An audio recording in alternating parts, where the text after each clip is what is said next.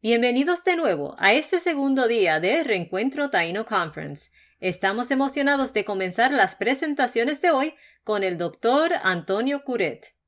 El Dr. Curet es el curador del Museo Nacional del Indígena Americano de la institución Smithsonian en Washington, D.C. Nacido en Puerto Rico, el Dr. Curet obtuvo un doctorado en arqueología de la Universidad Estatal de Arizona. El Dr. Curet se especializa principalmente en arqueología del Caribe, con una especialización secundaria en arqueología mesoamericana, y durante los últimos 20 años ha dirigido investigaciones arqueológicas en el Centro Ceremonial de Tibes en Ponce. Demos la bienvenida a nuestro primer conferenciante del día, el Dr. L. Antonio Curet. Buenos días a todos. Muchas gracias por estar aquí. Antes de comenzar la charla, quisiera agradecerle a Priscila y su familia que ha preparado, ha estado ayudando mucho a preparar este evento que es único hasta ahora, ¿verdad? Y también al señor Padilla por haber venido con la idea de hacer algo con el tema de los indígenas. Como ya mencionaron, yo soy arqueólogo y trabajo mayormente en términos de investigación en el Centro Indígena de Tibes, en San Juan, en Ponce. Fíjate que los ponceños no han llegado. Yo escogí el sitio de Tibes porque a nivel antropológico mi interés era estudiar el desarrollo del cacicato, que llaman jefaturas. Y esto es un tema que se ha estado discutiendo por siglos. ¿Por qué, si todos nacimos y desarrollamos y las culturas se desarrollaron igualmente, que todo el mundo era más o menos igual, no todo el mundo es igual, ¿verdad? Pero que no había una estratificación? ¿Por qué surge la estratificación? ¿Por qué la gente cede en algunos de sus derechos a un grupo pequeño de personas, mientras los de abajo son los que están trabajando más? Eso es lo que uno quiere estudiar, ese cambio social, un cambio bastante yo diría que es distinto a lo que hay en sociedades igualitarias. Y escogí Tibes porque Tibes es el centro indígena más temprano del Caribe, ¿verdad? Bueno, y de Puerto Rico también. Lo de Tibes, como ya mostraré ya pronto, empezó como una aldea. ¿Okay? Y luego todo cambió completamente y se creó el centro ceremonial. Y uno que ya viene con un prejuicio de antropología, de como antropólogos vemos las cosas, decimos, esto debe ser un líder bastante poderoso que surge ahí y que tiene el poder de hacer la gente que viene este centro ceremonial moviendo piedras, nivelando el terreno y todo eso. Okay. Siempre hablamos de ese término político, pero piensen también que esto es algo religioso para ellos, esto no es para política nada más, esto incluye otras cosas. Okay. Pero cuando uno ve ese cambio, dice, no, esto debe haber sido un líder. ¿Por qué? Porque tuvo que forzar a la gente a moverse, ¿no? Primero. Y segundo, estaba bien organizado. Así que hubo una organización, alguien que determinó cuál ser la administración de ese sitio, básicamente. Y por eso cogí ese sitio porque tiene esa transición de una aldea, un sitio aldeano, surgiendo o cambiando a un centro ceremonial. Esa es mi pregunta aquí. Y para hacer esto, nosotros empezamos a hacer excavaciones en distintos sitios. ¿Qué es lo que uno busca? Uno busca ver si el entierro de un cacique, por ejemplo, o si hay una casa o un área que tiene más cosas valiosas que otras áreas. Si vemos que en algún sitio hay gente que está comiendo una comida que es distinta de otra. ¿Okay? Y entonces, durante los años, bueno, déjenme enseñar un poquito de Tibes. Cuando llegaron los españoles, ellos llegan al Caribe, o Colón y la otra gente, ellos notan rápidamente de que hay una jerarquía aquí hasta cierto punto. Hay una diferenciación, hay cierto liderazgo aquí. Nosotros, los antropólogos, lo llamamos sociedades estratificadas o jefaturas. ¿Okay? Ellos lo llamaban cacique. ¿Okay? Y cacique se usó como una palabra que era sinónima a liderazgo o jefatura, ¿ok? Eso es lo que pasa en este momento en la antropología, que se hace la palabra cacique, que es una palabra indígena, con un sentido indígena, y se transpone en la con la palabra jefatura, ¿ok? Pero antes de empezar a hablar de todo esto, vamos a hablar un poquito de la arqueología tradicional de Puerto Rico. Mayormente voy a concentrarme en la cerámica, ¿ok? O el periodo cerámico. Hay cerámica desde antes, René Rodríguez ha habido probado eso en Puerto Rico, la cerámica existía, pero cuando llegan los saladoides ya es una cerámica bastante distinta. Y aquí yo creo que Tíbet es que empieza con los saladoides. Hasta ahora no me he encontrado nada pre-saladoide en Tíbet, y por eso es que empiezo con esto. Esta cerámica no todo el mundo no se encuentra todo el tiempo, ¿okay? Hay cerámica un poco más pura y todo eso, pero por lo general se caracteriza por el uso de pintura roja, sobre todo rojo sobre blanco, y en algunos casos, como en la figura de la mano izquierda hay en el centro, que tiene anaranjado, creo que tiene blanco y tiene rojo. A veces tiene hasta negro a veces, pero por lo general mayormente blanco sobre rojo. También había muchas lapidarias y otro tipo de objetos. Fíjense la fecha, 500 a.C. más o menos al 600, aunque otro estudio de Will Pesor y Renier y otros colegas creen que es más tardío, que es como el 200, era el 200, ¿verdad? Más o menos que empezó. Pero ya para este periodo, la isla se empieza a dividir. Tibes está más o menos en esa frontera, si ven la línea en esa frontera. Tenemos el pasaje de la sonda de Vieques a mano derecha y el pasaje de Gamón a la izquierda. Yo voy a concentrarme en la derecha, principalmente porque Tibes está ahí, pero segundo porque ¿verdad? El oeste no se ha estudiado tanto como en el este. No tenemos muchas fechas tanto y también no sabemos exactamente. Sabemos que tiene un poco de influencia veniendo de Santo Domingo, ¿okay? Pero no entendemos eso todavía muy bien. En este periodo vieron la cerámica bien bonita y bien buena.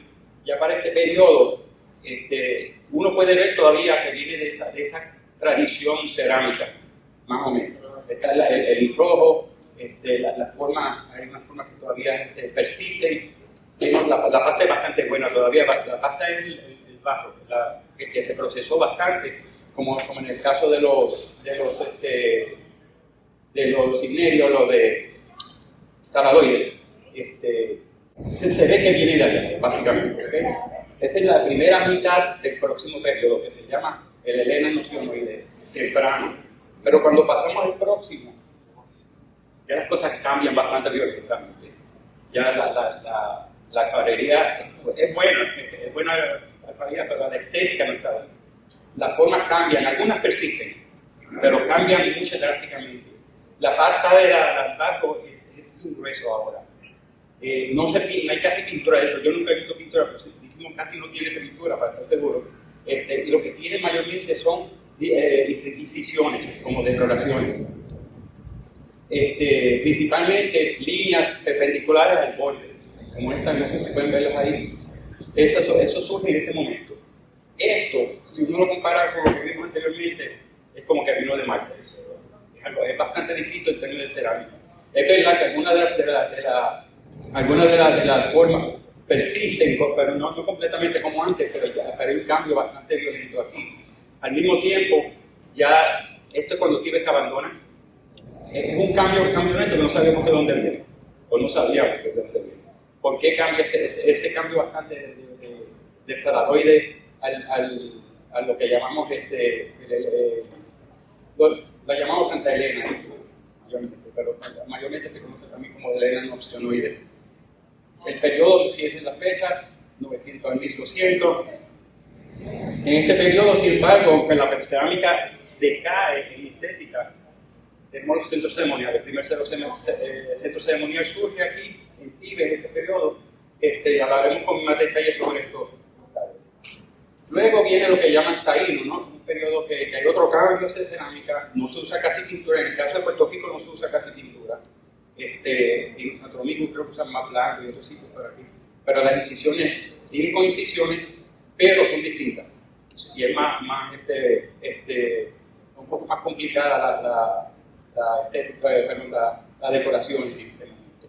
Y durante este tiempo también hay otro tipo de objetos que sobreviven hoy día, algo de piedra, los dujos, que son más elaborados que anteriormente. y las plazas ceremoniales también de Caguán, obviamente. Volviendo a Tibes, Tibes está en Ponce, justo al norte de la ciudad de Tibes, y es bien fácil llegar allí y coger la salida de ese calle. Tibes tiene por lo menos 9 estructuras, plazas ceremoniales, un bate y largo, está aquí a mano derecha. Fue descubierto en los años 80 por las personas locales que informaron a arqueólogos aficionados. Ellos excavan la gran mayoría bueno, todo lo que vemos en Tibes fue excavado por estos grupos. Ellos convencen al gobierno de Ponce a comprar los terrenos y es un parque arqueológico, que no es muy fácil. Así que tenemos que darle las gracias a esta gente. Se encontraban agrupamientos del tiempo saladoide, que vimos anteriormente, y bien pocos enterramientos del segundo periodo. Vamos a hablar de los periodos aquí. Uno es el saladoide y el otro es el de Santa Elena, que vamos a hablar más tarde. ¿Okay? Si quieres poner el periodo 1, el original, y el periodo 2 para hacerlo más fácil para la gente. Desde una perspectiva de un estudio como lo que queríamos hacer es entender los procesos envueltos en el desarrollo de sociedades estratificadas, pero mayormente desde una perspectiva de las unidades domésticas. ¿Por qué la unidad doméstica? Porque ahí es que se ve básicamente la naturaleza de cada unidad, en ese sentido de explicarlo. Si nosotros vemos que en Tibet todas las unidades domésticas tienen más o menos, están comiendo las mismas cosas, tienen más o menos el mismo tipo de objetos, no es que sean iguales, quizás uno tiene unos amuletos, uno tiene el otro, y eso uno puede decir, bueno, esto ya es más igualitario.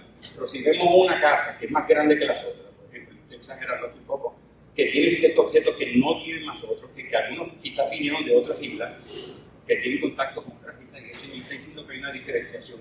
¿Okay?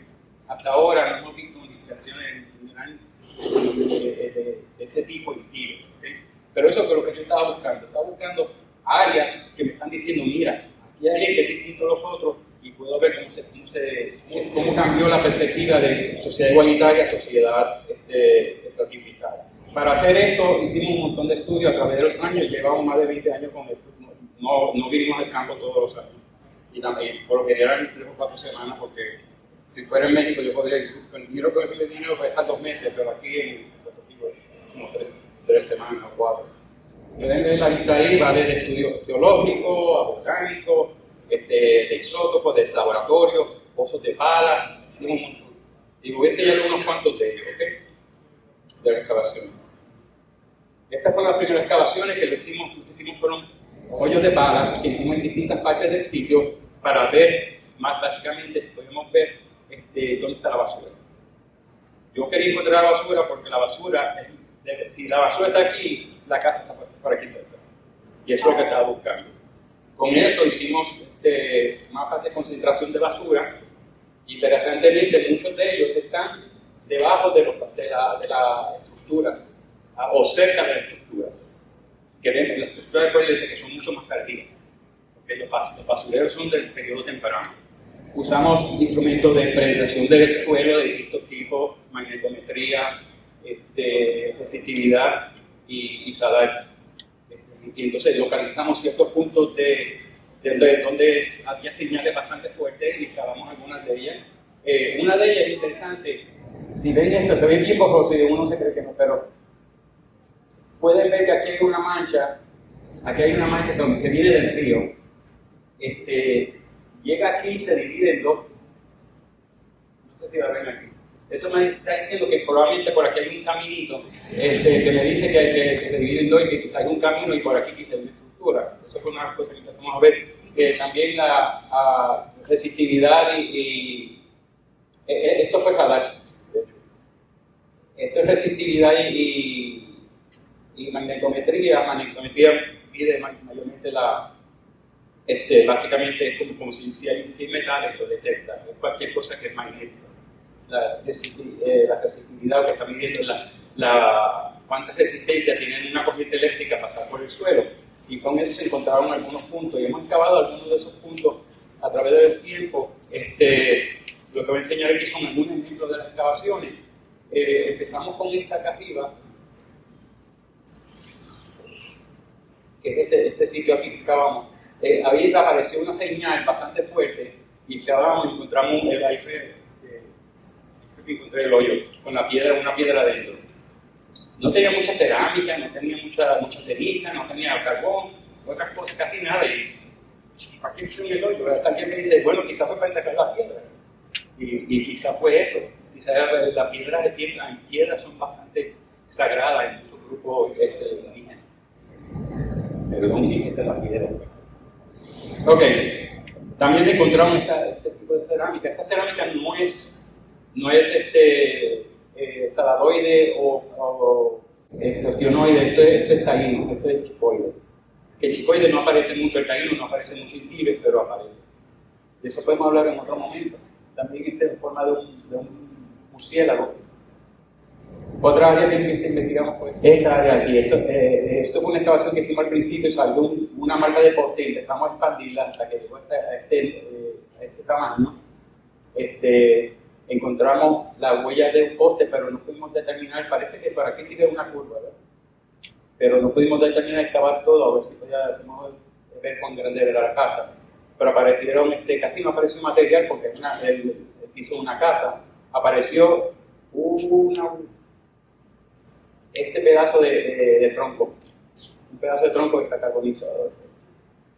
En otro sitio apareció un conchero, este conchero es saladoide, antes de los más tempranos. A través del tiempo, la gran mayoría de la información que nosotros tenemos vino del laboratorio, la mejor información. Se encontraron distintos tipos de animales, unas cuantas que son importantes son estas tres que no son de Puerto Rico. El isobodón fue del puertorricense, vino de Santo Domingo, pero el huimo probablemente, como hizo Freddy, que vino de Sudamérica. También tenemos a Kaisar, que tiene también creo que de Antillas Menores y de Sudamérica, y el Spain también. Se hizo estudio de madera o de carbón y encontramos, entre otras cosas, ¿verdad? Se encontró esa época, cuando pasó eso, fue la primera vez que se encuentra arqueológicamente la madera de jojoba, pero nunca fue publicada. Jeff Walker nos hizo, y ahora Felipe Rodríguez estudió la lítica, nada así como diga, wow, esto fue de sitio, ¿no? Y entonces vino un profesor estudiante de Indiana que vino con su estudiante. Ellos, este es un ejemplo, ellos fueron que por casi todas las estructuras identificaron las distintas piedras y encontró que todas las piedras están en el filo, ese tipo de piedras están en el filo, mismo esta, se llama calcario santo. Y es ese tipo de piedra, no todas las piedras, pero la mayoría de los petroglifos antiguos están en ese tipo de piedras. Como 70%, 60-70% de ellos. El resto son otro tipo de piedras. Están trayendo estas piedras y las puedes ver, están en todo el sitio, o sea, no así tanto, pero casi toda estructura tiene este tipo de piedras, pero no sabemos. Tratamos de buscar unas informaciones por Ponce que tienen este tipo de piedra, pero no cuadran completamente. Así que están trayendo piedras, y otra vez, la piedra tiene sentido aquí, quizás está representando un grupo. Las traen y las ponen.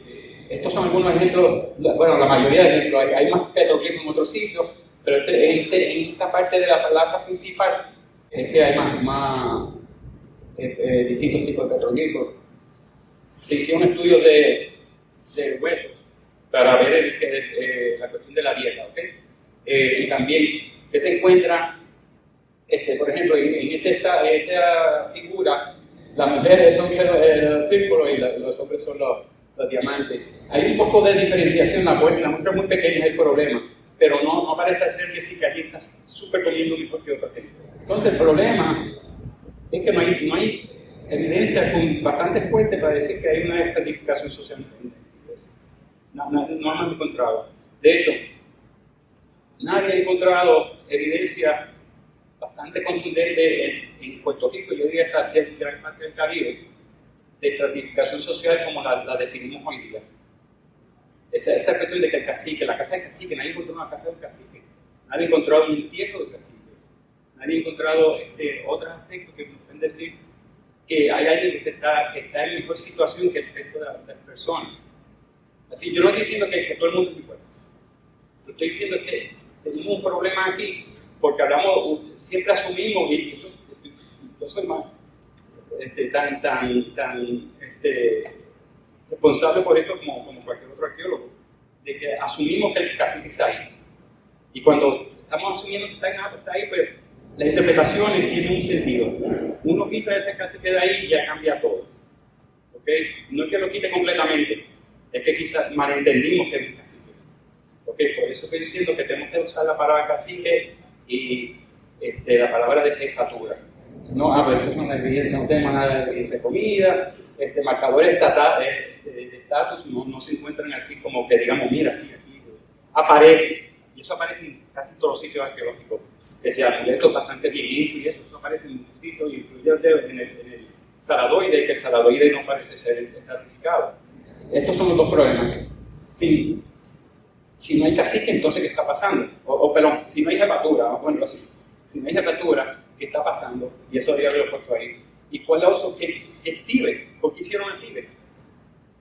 O sea, al principio dije, sí, hay mucha gente asume, yo soy culpable de esto, de que sí, debe haber hay una jefatura aquí que controló la población para que construyeran esto, debe haber algo religioso detrás de esto también, pero eso fue un cacique, ¿okay? un jefe. Entonces vamos a hablar del segundo primero, ¿okay? Si Tíbet no fue el asiento de un jefe, ¿qué fue? De una jefatura. Nosotros no sabíamos, y por años yo estaba diciendo gente, no, yo no creo que hay jefatura, o no hay jefatura, o criticaba la cuestión del cacique, porque como lo estamos mezclando y todo esto por años, pero no puede decir por qué se construyó Tíbet. Hasta que en esta unidad empezamos a excavar, encontramos marcas de postes. Este es el río portugués aquí, Tíbet está acá, este es el Batel, y esta es esta unidad acá arriba. Encontramos marcas de postes, marcas de lo que llamamos hoyo de basura, que yo dudo que son hoyo de basura, pero no sabemos por qué las hacían. Cuando uno excava y termina de excavar la capa cultural, uno sigue excavando, por si acaso hay algo que se le pasaba. Y nosotros seguimos excavando y empezamos a ver piedras de distintos tamaños, son piedras de río, definitivamente. Hay dos cosas aquí que sorprenden. Una, están paradas de filo. Uno puede tirar esa piedra 20.000 veces el agua y va a caer plana eventualmente, ¿verdad? Pero estas están de filo. Segundo, no hay gravilla. Lo que creemos, estoy creyendo con otros geólogos, definitivamente estos fueron traídos por el agua, estas piedras. Para que caigan así, eso debe haber caído. Parece que vino con agua con lodo, se asentó todo, y ahí es por eso es que se quedaron esos. O ya el lodo estaba ahí, cayó la piedra, ¿por qué no? ¿Ah? Así se pone alrededor del poste, se hace. No hay marca de poste. El hueco que tiene en medio es donde el poste. No, eso no es. Esto acá atrás. No, ahora pues no la flecha. Perdón, Antonio, tú pones Sí. No, créeme, la excavamos y no vimos ninguna marca de poste. Es que lo vimos en San Lorenzo. No, yo entiendo que va a pasar eso, pero esto es distinto. Mírate estas tres piedras.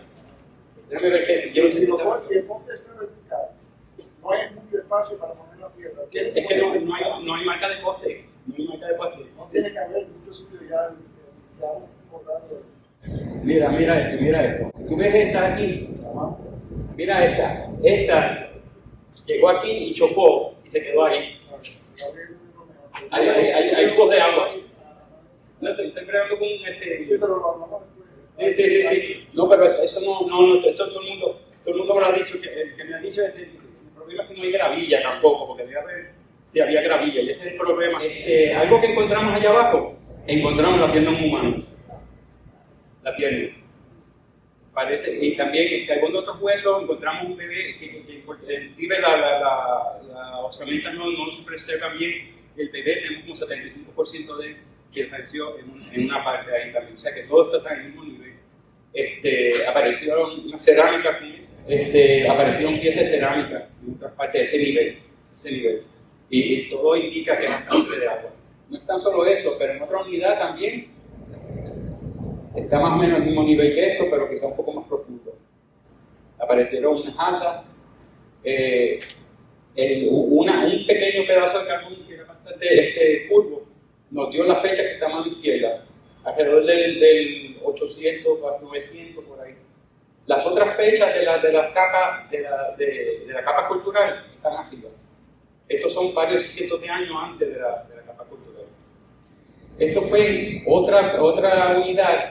Si pueden ver aquí una marca de poste, aquí hay una marca de poste, no sale muy bien, pero hay una marca de poste, pero apareció esta vasija. La marca de poste es Santa Elena, pero la vasija es Nel, o saladoide. Es decir, que eso también fue arrastrado por el agua. Tenemos otras evidencias. Y creemos que hay un huracán, ¿ok? Creemos que este fue un huracán que pasó, arrasó, y eso. Bueno, y decimos, pues está bien chévere, que arrasó y eso. Hasta que vino una estudiante, Mariela de Clef, que está estudiando los corales. Y entonces ella ve los corales y los pasa, pone todo el punto ahí en orden cronológico. Y uno puede ver el coral aquí. Entonces, este es el saladoide al principio.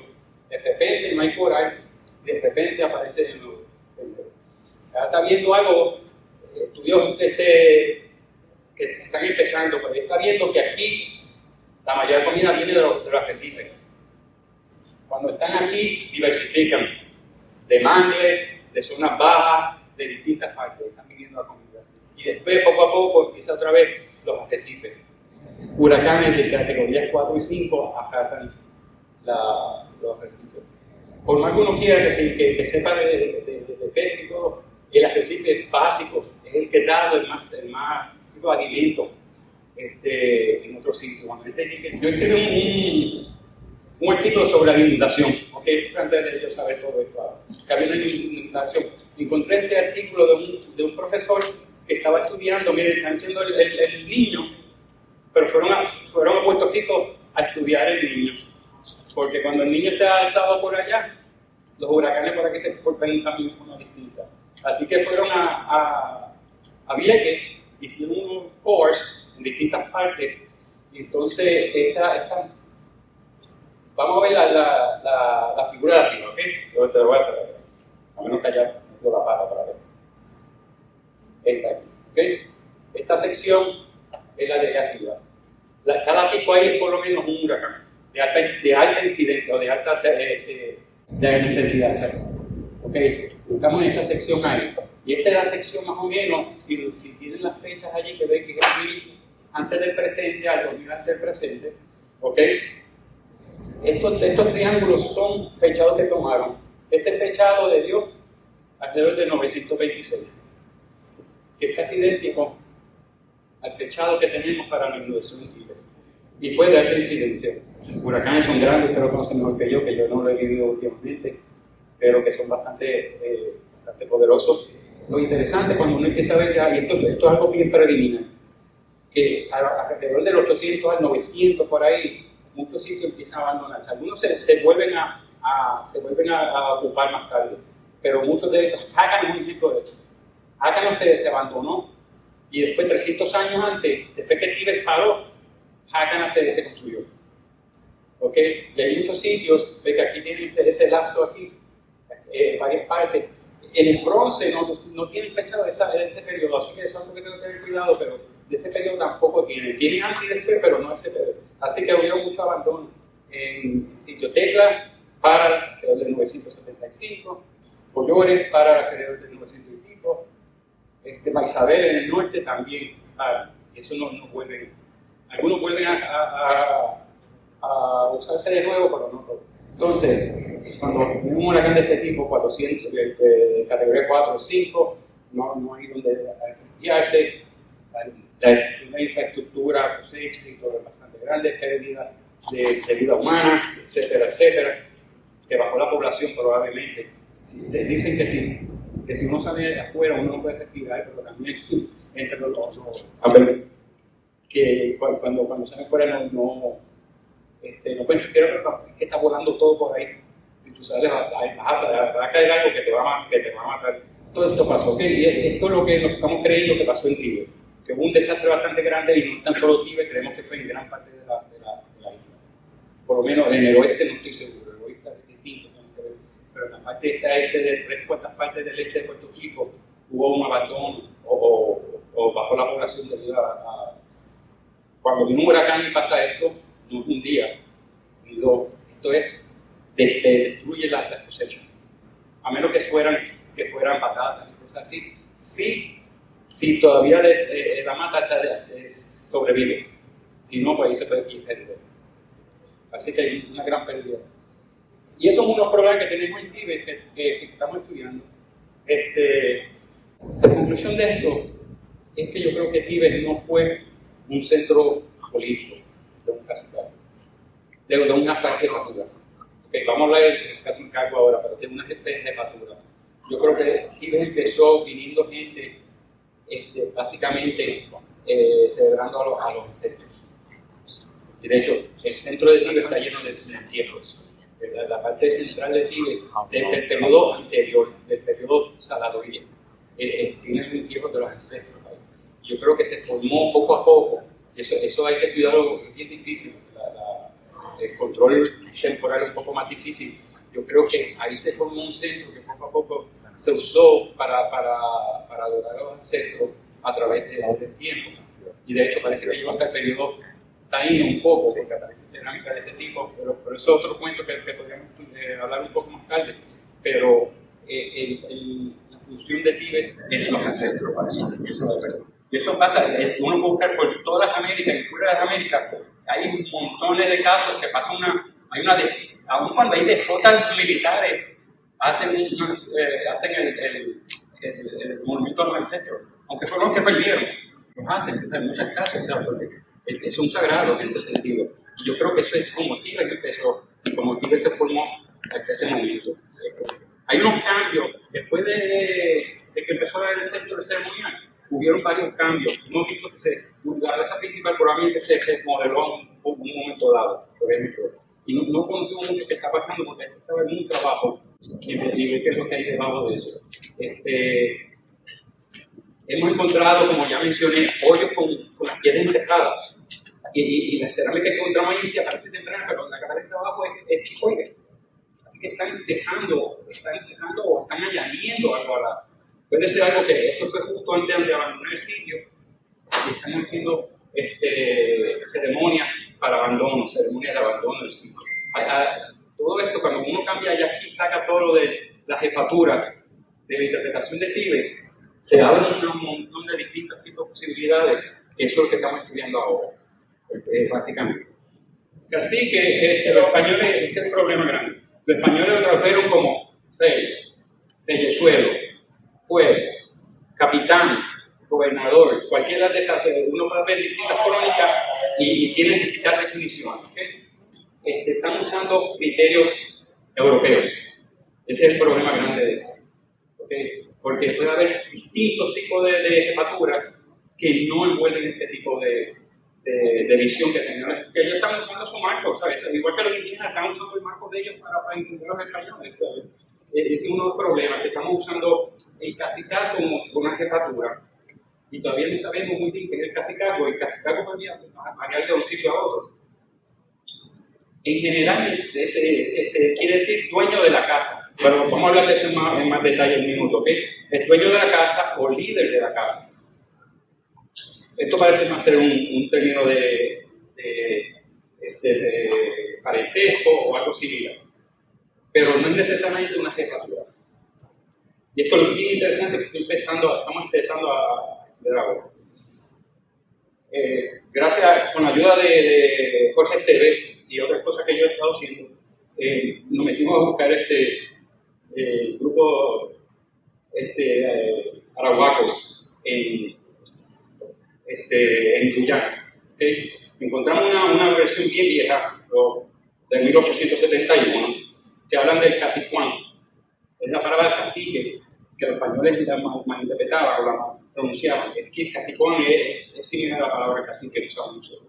La dificultad que da es tener una casa o ser dueño de la casa, o líder de la casa, como ya yo mencioné, ¿verdad? Pero conseguí unas cuantas más después, dos similares. Por John Peter en el 89, en 1989. Cachicuay es dueño de la casa, una persona masculina que se ocupa y es la cabeza de la casa. Cachicuaro, dueña, una persona femenina que ocupa usualmente la viuda, es una viuda. ¿Ok? esto está pasando, puede pasar de distintas maneras. ¿Okay? Aparte de esta TOEFL, fíjese que se me olvidó, debía perder la puesta, hay una definición para jefe. Hay otra palabra que es jefe, que es distinta. ¿Ok? Jefe del grupo, es distinto. Pero estas se refieren a casas. Y en muchas partes, y yo creo que eso pasó con los saladoides también, las casas eran comunales. En muchas partes de Sudamérica, y estamos seguros porque la mayoría, por ejemplo, Miguel Rodríguez en Canterbury encontró unos troncos súper grandes, que esa casa debe haber sido bastante grande. Creemos que eran comunales, hasta cierto punto. ¿Okay? Y la casa es una institución. Porque no es que vaya a ser mi casa de la cultura, es una institución que tiene jerarquía, pero dentro de la casa, y no una jerarquía a nivel de la jefatura. ¿Okay? Lo interesante es que cuando se muere el cacique, puede hereditar esa posición de distintas personas. ¿Okay? De hecho, mucho de esto lo discutió Levi Strauss, un antropólogo francés que estudió estos grupos, y él empieza a hablar de que hay unas casas que no son todos familiares que están en esa casa. Dice, espérate, hablamos de parentesco, tenemos el parentesco y los diagramas, pero cuando vemos, espérate, esta persona no es de aquí, no es mi familia. Y empieza, es una institución, y eso se ve también en los músicas, fíjense, en Colombia, es una institución que la gente se añaden a la casa, pertenecen a la casa, pero no tiene que ser parentesco, pero pertenecen a la casa, pertenece a ese grupo de cierto punto. Que es una condición, es algo bien distinto a lo que nosotros llamamos jefatura. Ese es el problema. Es que hay un liderazgo, definitivamente. Que cuánto poder tiene eso se puede discutir. ¿No? Yo no creo que tenga poder de matar a nadie o algo así, ¿verdad? Pero Dios de cierto poder la persona ahí, ¿verdad? Porque esa es la casa de él. Y los que están abajo que tienen que respetar a la casa, el cacique. Y de nuevo, está la palabra cacique, pero hay otra palabra que es para referirse a jefe. ¿Okay? Así que y yo creo que esto es lo que está pasando en realidad. Puerto Rico, la población es muy baja, cuando uno compara, de hecho, el periodo caíno siempre es bastante fino en muchas partes de la isla, que como que no duró mucho tampoco en algunas partes, no todo, ¿verdad? Puerto Rico no está tan poblado como Santo Domingo y otras partes. En parte yo creo que por los huracanes también, ¿verdad? En el caso de Puerto Rico, no creo que una jefatura como nosotros usamos normalmente. Yo creo que unos conceptos que son más indígenas que lo que decían los españoles. Ese es el problema. Estamos usando estas definiciones que no hemos estado usando.